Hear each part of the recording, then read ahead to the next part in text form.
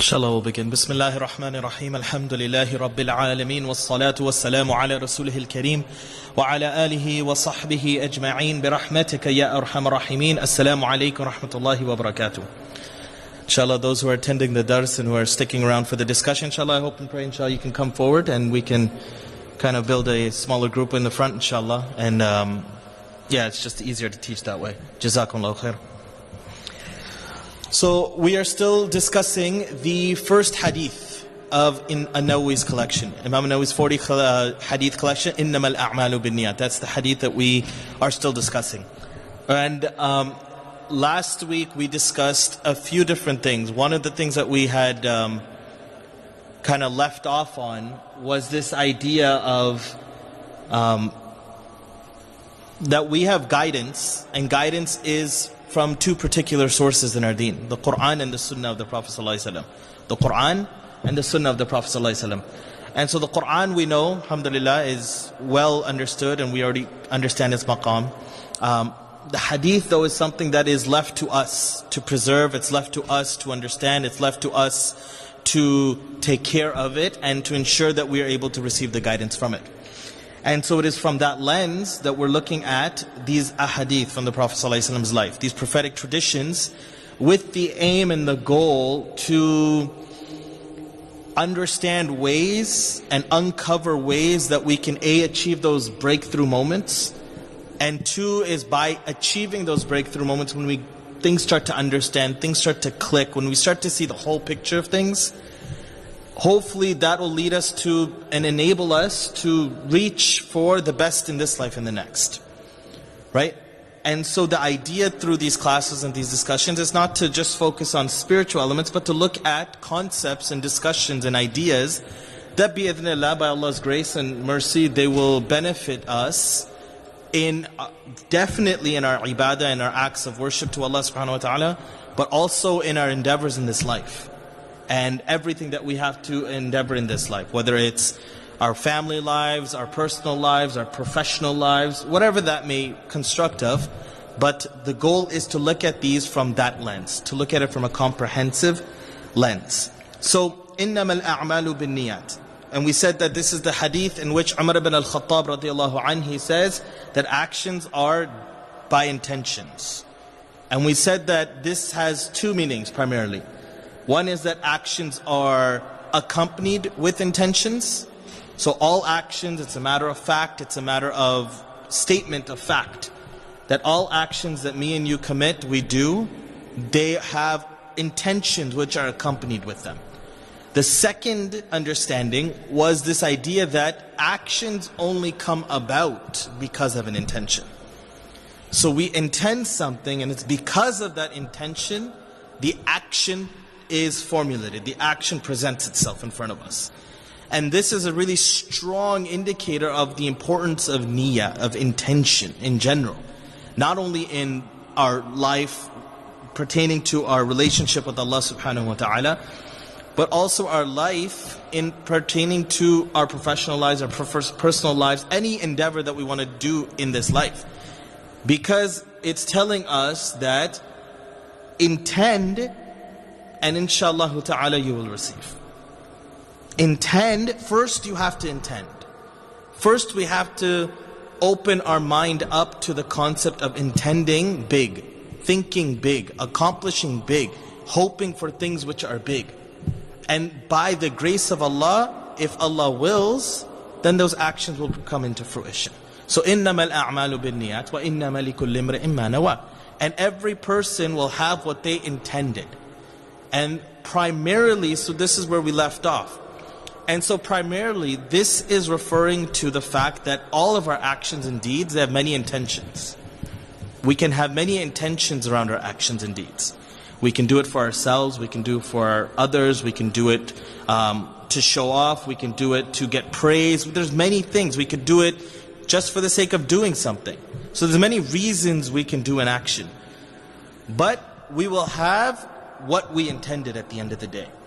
And so the idea is, the Prophet ﷺ says that thus he whose migration was to Allah and His Messenger, then indeed his migration was to Allah and His Messenger. Meaning that the action, the deed, It's a normal act. There's nothing religious per se about the act of migrating, going from one place to another. It can be turned into a religious act based on the context, based on the understanding, based on the situation. But the act in and of itself is a normal act. Now you can do that act for the sake of Allah, for Allah's sake, for His Messenger's sake. And inshallah ta'ala, you will be rewarded as if that was the reason for your act.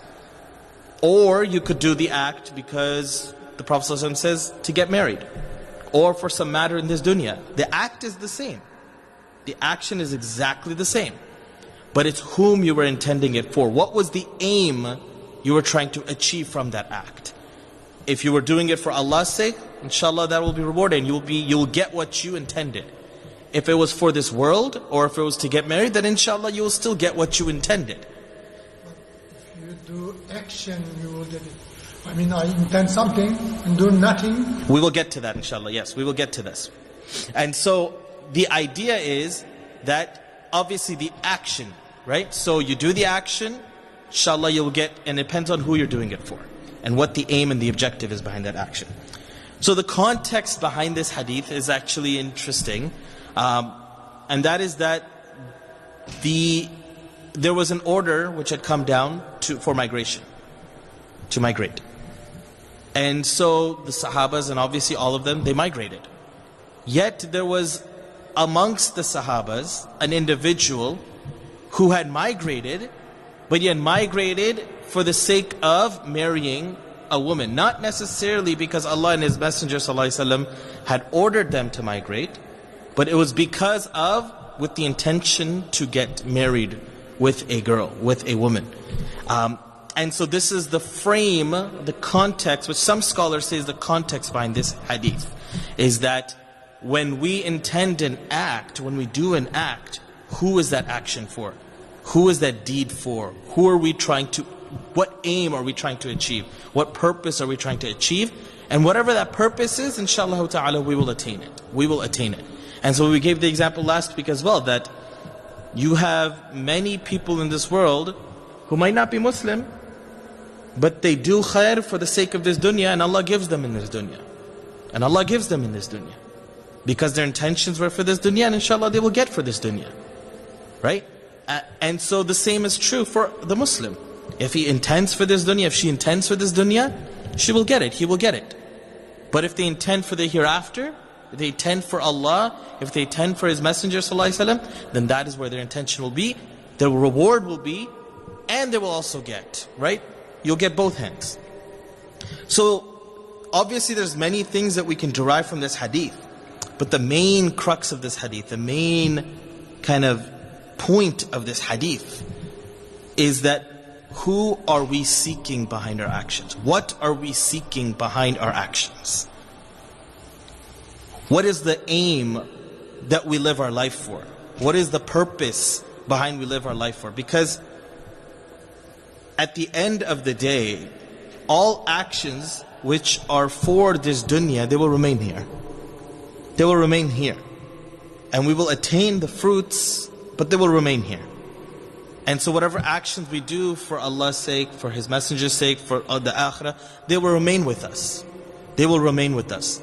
And so the idea is all the deeds that we're doing, al-a'mal, right? Not just one action or not just acts of worship, but every act that we do in this world, what is the aim behind it? Who are we doing it for? What are we seeking behind it? If we do it for the sake of this world, inshallah Allah will give us that. Inshallah Allah will give us that, and that's our that's our faith. That's our firm faith that even if it's for the sake of this dunya, Allah will grant it to me. But if I do it for the hereafter, He might grant it to me here, but He'll also give it to me, the reward of that in the hereafter. And that is everlasting. And that is more important. And that is more fruitful for the believer at the end of the day. And so Allah subhanahu wa ta'ala, He talks about this concept of niyyah in the Quran as well. In many, many places, but not using the term niyyah. And this is where the scholars have talked about the fact that this concept of intention, behind it is actually this concept of desire or this want or this will. What are you willing? What are you desiring? Because these are the words that Allah subhanahu wa ta'ala uses in various parts of the Quran. For instance, when describing Abu Bakr radiallahu anhu, Allah subhanahu wa ta'ala says, إِلَّا بِتِغَاءِ وَجْهِ رَبِّهِ الْأَعْلَى وَلَسَوْفَ يَرْضَى. That he is one who is only seeking the countenance, the face of Allah subhanahu wa ta'ala. That ibtigha, seeking Allah subhanahu wa ta'ala, the face of Allah subhanahu wa ta'ala. وَلَسَوْفَ يَرْضَى. And soon He will be very pleased. And in very parts, وَمَا تُنْفِقُوا إِلَّا بِتِغَاءَ وَجْهِ اللَّهِ. That, and you do not spend except to attain, to seek the face of Allah subhanahu wa ta'ala. Right? So this term ibtigha is used as a parallel to niyyah, intention. What are you seeking? What are you seeking behind the actions, behind the good deeds that you do, behind the money that you spend, the charity that we give, the day-to-day deeds that we do? What are we seeking behind it? And these are some of the terms that Allah subhanahu wa ta'ala uses in describing niyyah in the Quran, right? Intention in the Quran. But what I really wanted to focus on is this idea of why it's so important for us as believers to utilize the power of intention to our benefit. And I want us to understand what benefit and really the advantage and the blessing that Allah subhanahu wa ta'ala has given us to understand, to have a relationship with Him, and to able to intend something greater than ourselves. And I want to explain why this is so important. This life that we're in, it's a series of actions. It's actions. Some of them become habits, but a lot of times we're just doing habits. We're just doing actions. This whole life is actions. We're doing things over and over and over again. And so behind those actions, like we said, there's many aims, many reasons behind why we do actions. Right? We'll wake up in the morning, we'll eat food, we'll have breakfast, we'll go to work, we'll have lunch, we'll do our work again, someone will come home, we might play with children, we might do some activities, run some errands, whatever it is, but we have activities that we do. And many things are done for many reasons. Some we can do, our day-to-day actions, we do them for the sake of serving ourselves. Right? So we can do actions for the sake of serving ourselves, whether it's to eat, to drink, to sustain ourselves, right? We might even work, right, for ourselves because we want to feel fulfilled. We want to feel like we're doing something, we're contributing in some way, right? So we work to produce things, to create, to feel like we've accomplished things. We can do actions for the sake of serving others as well. Whether it's, again, working to provide food for your family. That's serving others through your actions. You could be playing with your kids, and it's really to give them attention and to give them some education and time with you. So there's many things that we can do for the sake of others as well. Through our day-to-day, we also do many actions which serve people's perception of us, how people will think of us. So the way we talk, we're very careful about how we talk, so people have a perception of us in a good light. We act in certain ways with good manners, with good behaviors, so people might perceive us in a certain way. Right? So these are all things that we can do. Then there's also, we can do actions intending Allah subhanahu wa ta'ala. Intending Allah, we're actually serving ourselves, but we're intending Allah. Because when we intend Allah, we're serving ourselves. We're not serving anybody else through those actions. And so, with that category though, those deeds, those affairs, the reward, all the actions, all the hasanat, they remain with us. And so this is really important to understand, because those first category of actions and deeds that we do, the reality is those actions and deeds, they're bound by expectations. They're bound by expectations. And what I mean by that is, if you think about it, sometimes we serve ourselves, we think we're serving ourselves, but actually we're just serving the expectation that society has put upon us for ourselves. So why are we actually working where we're working? Is it because we want to, or is it because someone around us, our family, our culture, our environment, has told us that this is the way, this is what you should be doing? Right? So we think we're serving ourselves, but actually even that is because of the expectations of people around us. Right? And so because of these expectations, a lot of people are living life just meeting everyone's expectations. That's their whole life is to aim and intend to meet everyone else's expectations. So even when they're serving themselves, they think why am I spending so much time at work? Why am I spending so much money buying these things? Why am I spending so much time in the gym and over all this stuff? And you think about it, it's like, is it because I want it, or is it because society has told me I need it? Right? Which one is it? And so the expectations, we just constantly are serving everybody else's expectations. And this in reality is, we're in a prison. This is true prison. This is true being shackled down. In reality, this is a true prisoner.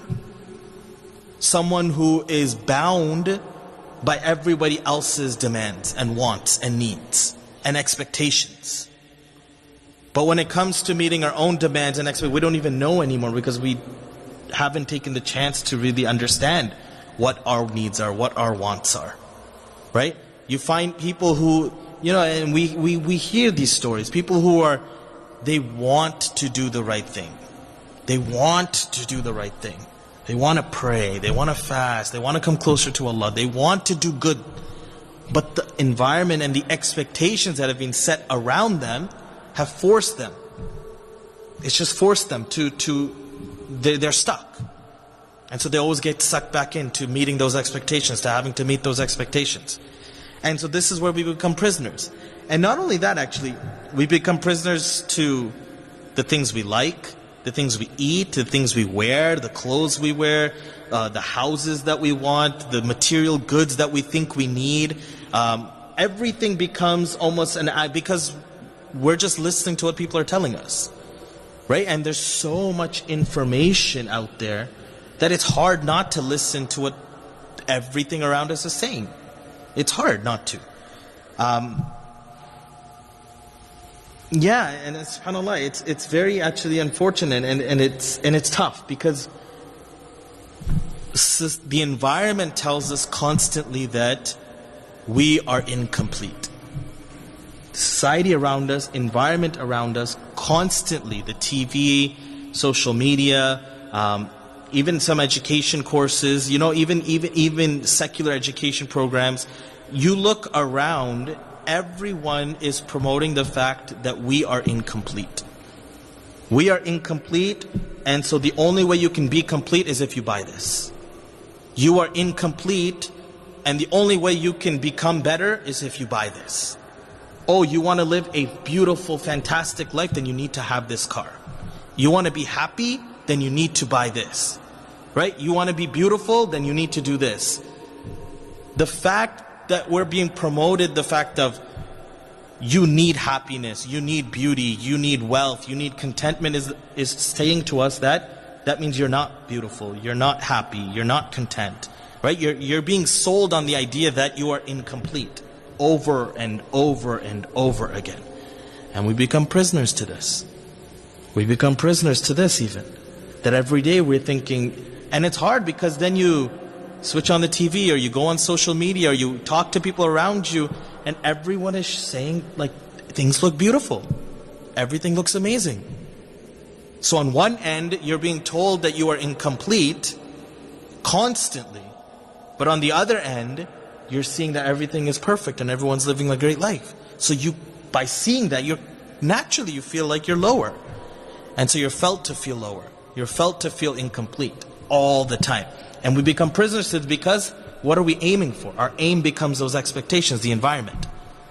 And the only way we actually break through this, one of the best ways for us, one of the best ways that me and you, we break through the shackles of all these expectations of and these demands and these this messaging and the feeling that people want us to feel of incompleteness is by taking it up a notch.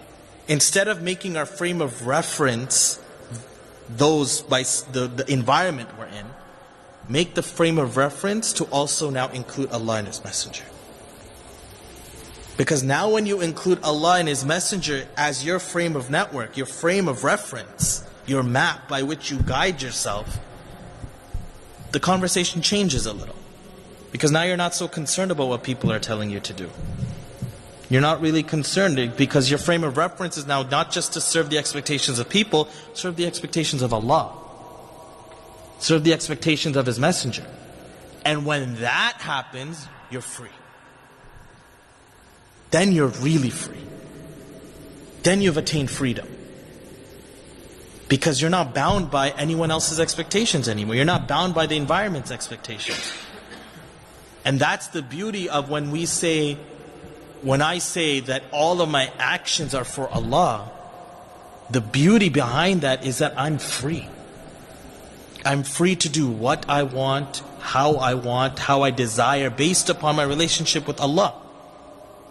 I don't have to worry about what's saying, who's saying what the environment is telling me, what the media wants to tell me, what social media wants to, what my friends want to tell me. It doesn't matter anymore.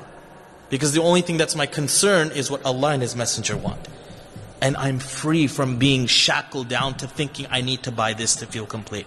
Or I need to go here to feel complete. Or I need to do this to feel happy. Right? And this is a big problem amongst the youth. Huge problem amongst the youth. Right? Especially if we have kids or you know kids. This is a huge problem.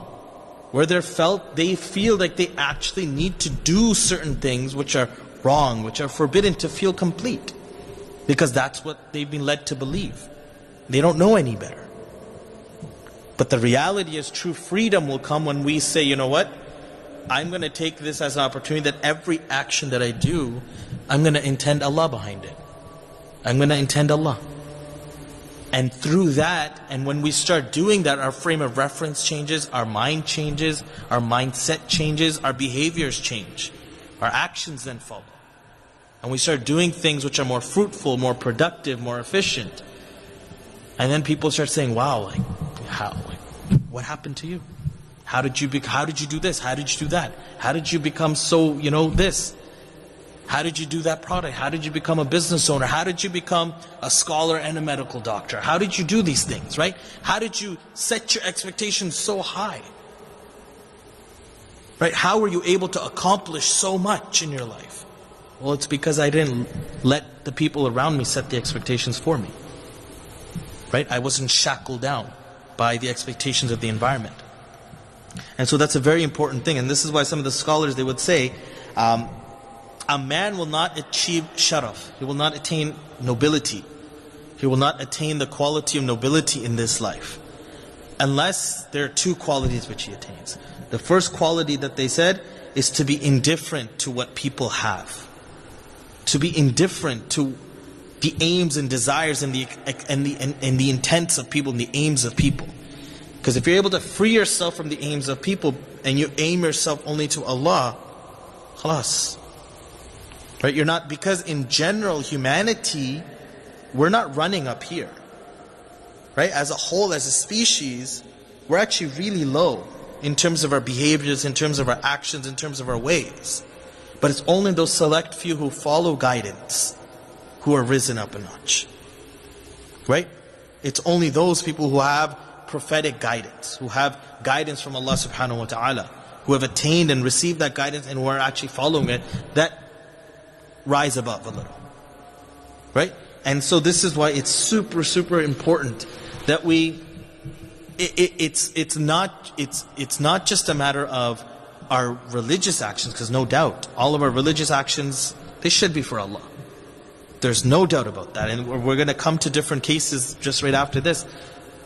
But the idea is that even our regular actions that we do, right? The mundane actions that we think they're just nothing, intend Allah behind them. And they become acts of worship, and they become blessed, and they become ways of changing a frame of reference. So when we're eating, don't just eat because that's what you've been told to do, is to eat. Eat and say, Bismillah, I'm eating so I have enough strength to take care of my responsibilities. I'm eating so I can provide food on the table for my family. I'm eating so I can worship you, O Allah. Right?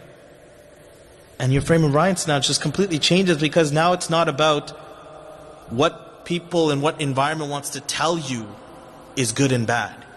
Right? Your frame of reference changes now. And you're not swayed left and right by just what people expect of you and what they want you to do. You have some principles by which you now abide by. And that's just eating, but everything that we do, the clothes that we wear, when we're going to work, when we're traveling, when we're getting in the car, all the things that we do day to day, when we go to the grocery store, right? All these things that we do day to day change our frame of reference. Because not only will it'll change our mind, but it'll also start making us think at a higher level. It'll start allowing us to think at a level. Because once we start breaking free of the expectations of those around us and the environment around us, we start becoming a little freer. Our mind starts to think a little, starts to open up a little. And so when we thought we could only accomplish this, now we start saying, okay, maybe we could accomplish this. Why can't I do this? Why can't I do that? How come I can't do this? Right? You start opening up and subhanAllah, things just start happening. Things start happening. And this is the importance of intention. This is one of the important aspects of intention. And so where I wanted to end off is today is to provide some, there's many different situations that arise when it comes to dealing with intentions. And in the sense of who are we doing the action for, or what are we doing the action for?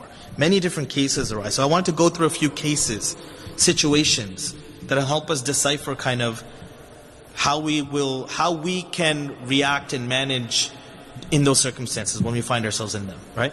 So the first is when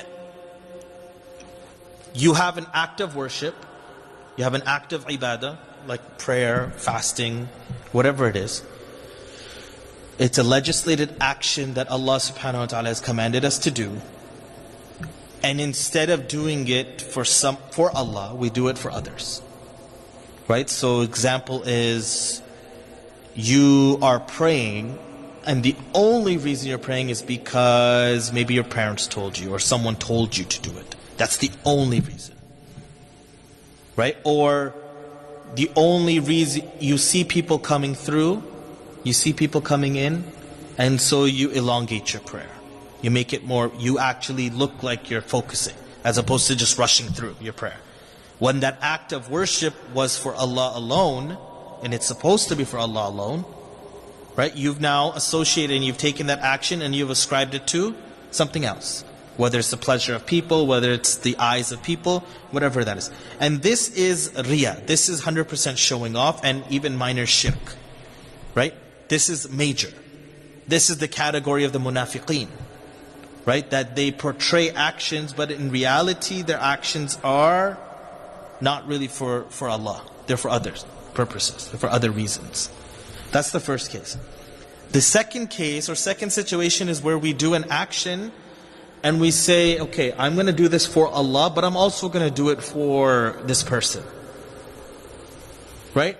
I'm going to pray, but I'm praying because, okay, it's my parents have told me to pray, and I'll do it for Allah. So I'm actually doing it for both of them. Right? I'm doing it for Allah and my parents. This is actually very dangerous. This is very dangerous. Because one of the aspects of our religion is tawheed. It's the pillar of our religion. It's what makes our religion our religion. Is to unify Allah subhanahu wa ta'ala, is to single Allah subhanahu wa ta'ala out in our ibadah, in our worship, in our servitude. And so the idea of sharing that servitude with anybody else is not befitting Allah. Allah is more majestic than that. He's worthy of much more than that, subhanahu wa ta'ala. And so this is why Abu Hurairah radiallahu anhu, he says, hadith in Sahih Muslim, that Allah subhanahu wa ta'ala, He says, I am the most independent of partners from people who ascribe partners with me. Meaning, if there was anyone who's to be free of partnership, it is me. It is Allah subhanahu wa ta'ala. And so whoever does an act in which he associates other than me with me, then that act and that person, I will abandon them. I will abandon them. Right? So this is another situation which we can easily find ourselves in. Is circumstances where we're doing an act, but we just have to clarify 100% who that act is for. Especially when it comes, and this is talking about acts of worship, obviously. Because if we're doing an act which is just a regular day-to-day act, it's no issue. No issue. Right? But it's the acts that are only for Allah. They've been designated to only be for Allah.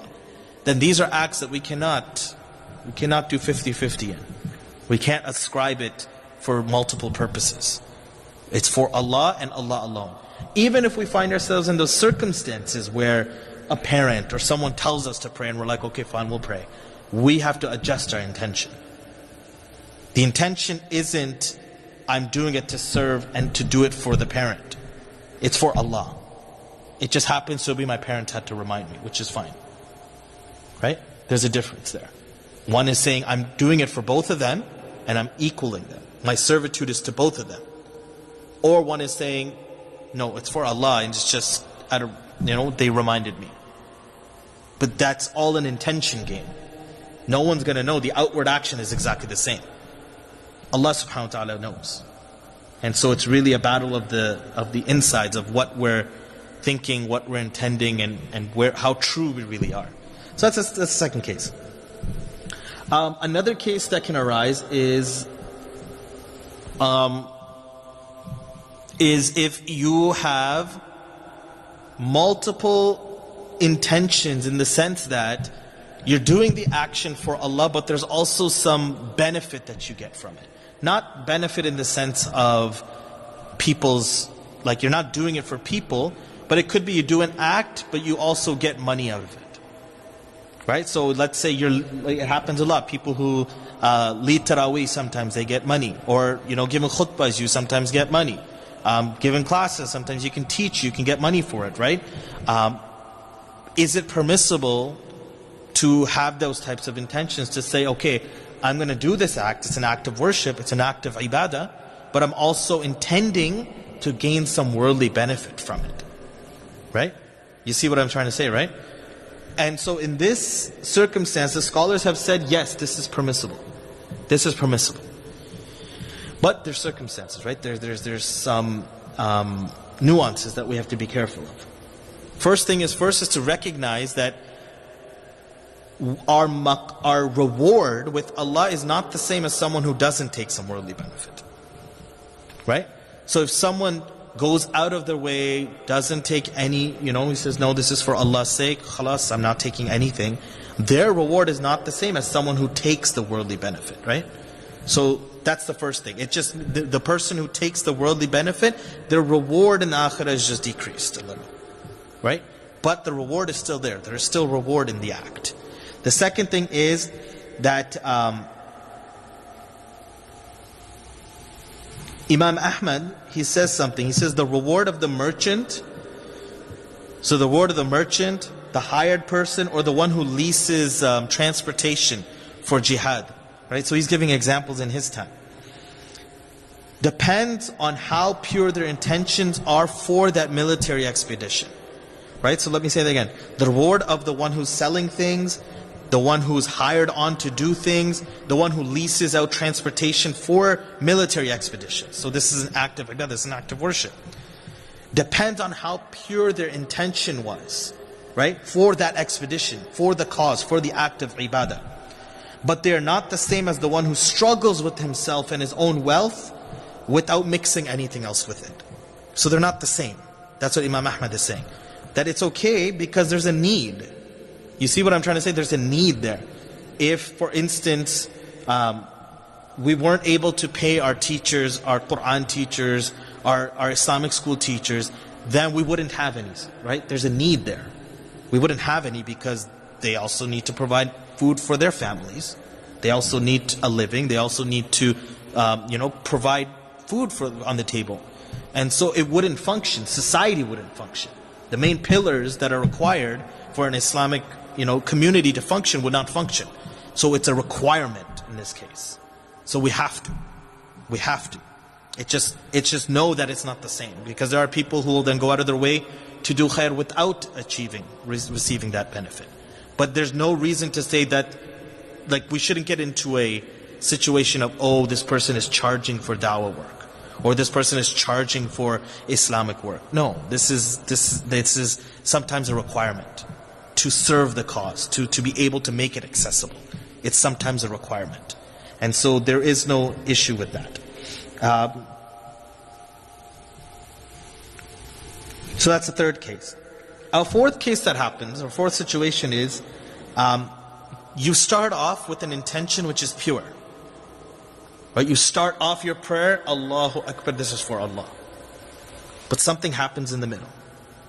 Right? Something happens in the middle. Shaitan whispers, someone walks in, and your intention changes. Oh, okay, let me elongate now because someone's walked in so they can see me, right? So you started off though pure, but in the middle the intention changed. What happens with these types of actions? What happens with these types of deeds? Again, there's two kind of situations. One thing is that the scholars say that if someone struggles with that intention, he fights that intention, he fights that desire to be doing an act for other than Allah, right? He fights and he says, no, this is for Allah, this is for Allah. Then inshallah the act is rewardable, right? No doubt. There will be reward in the action, no doubt. It will not take away from the reward. Because this person struggled with a very natural thing that happens to everybody. But he made sure, or she made sure, that it was for Allah's sake, and she struggled with it. The second is, the scholars say that actions are according to their original intention. Original intention. This is a different, right, narration. Actions are according to their original intention. And this was actually said by Hasan al-Basri rahimahullah ta'ala. And he says that there's a hadith in Abi Dawood in which the Prophet ﷺ, he says that one of the Sahabas, they came to the Prophet ﷺ and they said that Banu Salima, who is a tribe, that they would fight. They would go out in war. They fight, but some of their men, they fight for the sake of this world. Some of their men, they fight because they want valor, they want to be seen as courageous. Some of them fight for the desire to see the face of Allah. Some of them are pure in their intentions. They want to seek the face of Allah subhanahu wa ta'ala. So which of them are shaheed? Right? So their intentions differ. Some of them was for this, some of them was for that, some of them was for Allah's sake. Which one of them are actually counted as shaheed in the sight of Allah subhanahu wa ta'ala? The Prophet ﷺ said, each of them, all of them, if their original intention is that the word of Allah should be uppermost. So if they started out the action with the right intention, the right deed, the right motive, the right purpose, then inshallah ta'ala, right, this is proof that the act will still be accepted. Because actions are according to their original intention. Right? But you marry the two together, and that's actually probably the best. Right? You definitely start your actions with the sake of Allah, for the sake of Allah, and you struggle. You struggle. Even if you're struggling until the end of the act, but you struggle. And inshallah ta'ala, that's proof. The struggling is proof of your sincerity in that case. Right? The fact that you kept struggling back and forth, is proof that you were trying to do it for Allah's sake. And inshallah ta'ala, that is probably the safer way to go, is to continue struggling with it.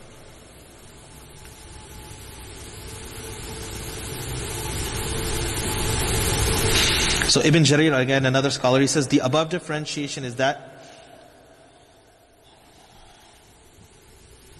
so he's saying that for those actions which are, when Hasan al-Basri said that actions are according to their original intention, and the hadith that we just mentioned of Abi Dawood, is that Ibn Jarir is saying that that's only true as if their beginning matches their end. Right? So for instance, you started praying Allahu Akbar. In the middle, right, so your intention started to waver. But at the end, again, you were struggling with it, and at the end you came back and no, this is for Allah. Then inshallah ta'ala, that's correct, right? That's the way. But the idea is that you you constantly are in a state of struggle. Right? And this is completely normal to be in a constant state of struggle. As the scholars of the past have always said, that there's nothing more demanding, there's nothing more difficult that I've endured in my life than to battle my intentions. Right? And this is because the battle of intentions is a battle from cradle to grave. Every day it's a battle. Every moment that we're doing an act for Allah's sake is a battle. Because shaitan does not want that. Right? Shaitan is going to try to steer you clear of that. He's going to try to make sure, whisper things in you and constantly be on your case to make sure you don't do actions for his sake. So that's a constant struggle. And the last situation or example or kind of that arises is that when you intend to do something good, you don't intend any worldly benefit. You're not intending anything, but you get it anyways. Right? So you're doing some khair. Maybe you're building something, you're doing something for the masjid, you're cleaning something, right? You're going out of your way to do something good. You're not doing it for the sake of praise. You're not doing it for the sake that people say, oh mashallah, thank you or anything like that. But someone comes along and says, thank you. Jazakallah khair. May Allah bless you. This is reward from Allah. This bushra is from Allah subhanahu wa ta'ala. Right? Or if you've done a good deed, you're maybe helping the masjid with some project. Maybe they need help putting up some nets, or they needed some help with some repairs around the masjid. And your cause, you're doing it for the sake of Allah. Khalas, I'm doing it to seek Allah's face. But at the end of, the day, they give you an envelope with some money in it for your hard work. That's from Allah. That's from Allah. Right? Because your intention wasn't that. Right? But you got it anyways. And so that's not the same. That's not the same, inshallah. That is bushra, and that is an early sign of good news. That your act, inshallah ta'ala, was something of benefit and of goodness with Allah subhanahu wa ta'ala. And so with that, inshallah, I think we'll end there. We end by saying, Subhanakallahumma wa bihamdik, nashhadu an la ilaha illa ant, nastaghfiruka wa natubu ilayk. Jazakumullahu khairan. The timings, they'll continuously kind of keep progressing upward as we approach Ramadan. We will not be having these darses in Ramadan itself. So Ramadan's around May 15th, but we'll go until then. And we'll follow the same schedule, inshallah ta'ala, that we'll pray Maghrib, and then for half an hour, 45 minutes after Maghrib, inshallah, we'll do these classes. If there's any questions, we can take questions. If not, inshallah, Jazakumullah khair. I think Salat al-Isha is at 9 o'clock, so there's still There's a good example I heard and I like it. One day, one Muslim came to in the desert to drink water from a well, and then he looked around and there is nothing to tie his camel over there or horse. And then he put a stick on the ground, if somebody comes, he can tie the animal here and then get the water. And then he left, and then another brother comes. And then he looked around, what is this stick here, Maybe a blind person can come and hit this stick and then fall down and he removed. And scholar says Allah gives both of them because of their intention. Naam. Allah rewards both. Naam. Beautiful. Jazakallah khair. Yeah, it's very true. And one thing actually I forgot to note, thank you for it, just prompted me, is that the issue of intention, as we mentioned last class, the reality of intention plays in our laws and rulings big time. Like there's a big factor of jurisprudence and how we judge legally in the Islamic legal system. There's a big importance on intention. Al-umur bi maqasidiha, right? It's a principle of fiqh that actions are, or the intent, right? Or the actions are according to what the intent was, right? What was the aim behind the action? And so in this case, right, what the brother just told us is that although the action in of itself, when you look at it, okay, there was harm that was done. There was harm that was done when he pulled it out. There's harm that was done to another brother, and obviously that's not appropriate, that's not right. And there was some damages that could have been done. There was some harm that could have been done.